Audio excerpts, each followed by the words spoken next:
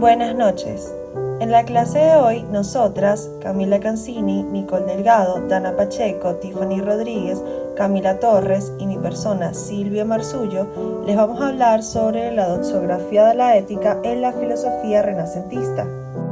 Hablaremos sobre el contexto histórico de la ética en el Renacimiento, tomando en cuenta los ideales de la ética de Nicolás Maquiavelo, Erasmo de Róterdam, Tomás Moro, René Descartes y Michel de Montaigne. Además, hablaremos de cómo se relaciona la ética renacentista en la vigencia de la crisis de derechos humanos en Afganistán hoy en día. Y al final, diremos algunas conclusiones del legado y relevancia de la ética renacentista para nuestros tiempos. En relación a la contextualización histórica de la ética en el Renacimiento, tenemos que durante la misma hubieron influencias medievales, donde las ideas medievales sobre la moral, la religión y la sociedad sentaron las bases para la ética renacentista. Por otra parte, en el humanismo renacentista tenemos que este es una de las razones por las cuales se exalta la razón humana y la dignidad individual, abriendo nuevas perspectivas sobre la reflexión ética. Y por último, el resurgimiento de la antigüedad clásica, pues la recuperación de los textos clásicos griegos y romanos con su filosofía moral revitalizó el debate sobre la ética y la vida buena. Nicolás Maquiavelo. El realismo político. Maquiavelo aboga por un enfoque realista y pragmático en política, priorizando la estabilidad y el poder del Estado. Este sería su pragmatismo. El fin y los medios. Su frase célebre, el fin justifica los medios, refleja su creencia de que los gobernantes deben actuar de manera astuta y pragmática. Y en su virtud política, Maquiavelo distinguía entre la virtud política y la moralidad personal, argumentando que los líderes deben ser flexibles y adaptables. Erasmo de Róterdam, el humanismo cristiano. Primero está la educación y reforma. Erasmo fue un defensor de la educación y la reforma de la Iglesia, criticando la corrupción y la ignorancia clerical. Segundo, tenemos la tolerancia religiosa. Abogaba por la tolerancia religiosa y el diálogo entre las diferentes confesiones cristianas. Y tercero, abogaba por la virtud y caridad. Para Erasmo, la verdadera religión consistía en vivir una vida virtuosa y practicar la caridad. Tomás Moro, la justicia social utópica. Él hablaba sobre la dignidad humana, defendía que la inmovilidad de la dignidad humana y la necesidad de protegerla a toda costa. Sobre el bien común, en su obra Utopía, Moro planteó una sociedad ideal basada en la justicia y el bienestar colectivo. En cuanto a la educación y la virtud, enfatizaba la importancia de la educación y el desarrollo de las virtudes en los individuos. René Descartes y el racionalismo ético.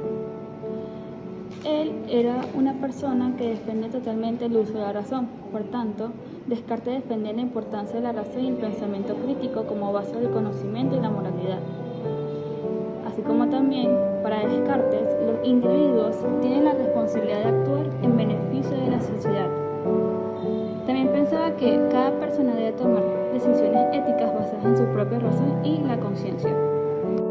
A continuación les hablaré sobre Michel de Montaigne. Este señor fue un filósofo del Renacimiento que se destacaba por su enfoque escéptico y humanista en tres áreas claves. En primer lugar, Montaigne enfatizaba la importancia del autoexamen y el autoconocimiento para poder entender la propia condición humana, promoviendo una actitud reflexiva. Como segunda área tenemos la diversidad cultural, donde este filósofo defiende el respeto por las diferentes culturas, argumentando que cada una de ellas tiene su propia lógica y valores que deben ser respetados en cada contexto. Y finalmente tenemos el área de la empatía y el diálogo, que son utilizadas como una herramienta esencial para poder abordar los dilemas éticos complejos y fomentar la comprensión mutua. Sobre la ética renacentista en relación a los derechos humanos en Afganistán, tenemos por una parte la autonomía moral, la cual es violada por las restricciones impuestas por los talibanes, limitando la libertad de expresión, la participación política y la educación para las mujeres. En cuanto a la diversidad cultural, esta es ignorada por la imposición de una sola visión ético-religiosa, negando el respeto a la diversidad de otras costumbres. Y por otra parte tenemos el bien común y dignidad humana, los cuales son desatendidos por el enfoque de los talibanes en el control y la opresión, priorizando la imposición de su ideología a la población. Maquiavelo, un realista político, probablemente argumentaría que la situación en Afganistán es un ejemplo de cómo el poder se utiliza para reprimir y controlar más que para servir al bien común. Su análisis se centraría en la lucha por el poder entre los talibanes y las fuerzas internacionales, enfatizando las estrategias políticas y militares empleadas por ambas partes. Erasmo, un defensor del humanismo cristiano, condenaría la violencia y la represión de las libertades individuales, especialmente de las mujeres. Su perspectiva se enfocaría en la importancia de la educación, el diálogo y la tolerancia como herramientas para lograr la paz y la justicia en Afganistán. Tomás Moro, un idealista social, criticaría el sistema de gobierno talibán por su falta de justicia social y violación de los derechos fundamentales. Su análisis se centraría en la necesidad de una sociedad más equitativa y justa, donde se protejan los derechos de todas las personas independientemente de su género, religión o etnia. Para Descartes, un filósofo racionalista, la crisis en Afganistán se explica por la falta de razón y lógica en el gobierno de los talibanes. Se necesitaría un gobierno basado en los principios racionales que prioricen los derechos humanos y el bien común. Una solución podría ser un diálogo racional y la construcción de un orden social basado en la lógica y la justicia. Montaigne, un escéptico humanista, podría cuestionar nuestra capacidad de juzgar la situación en Afganistán con objetividad. Se enfocaría en la complejidad de la crisis y la necesidad de una comprensión más matizada.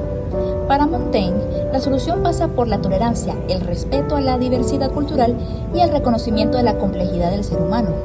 Su perspectiva escéptica nos invita a buscar soluciones más humanas y tolerantes. En conclusión, se puede decir que la ética renacentista realmente ha dejado un legado de gran relevancia en el mundo actual. En primer lugar, tenemos el humanismo.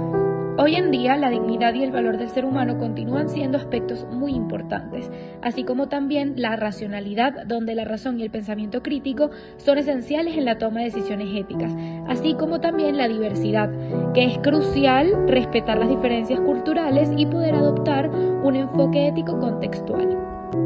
Gracias por acompañarnos en este recorrido a través del tiempo. Esperamos que les haya gustado. Gracias por su atención.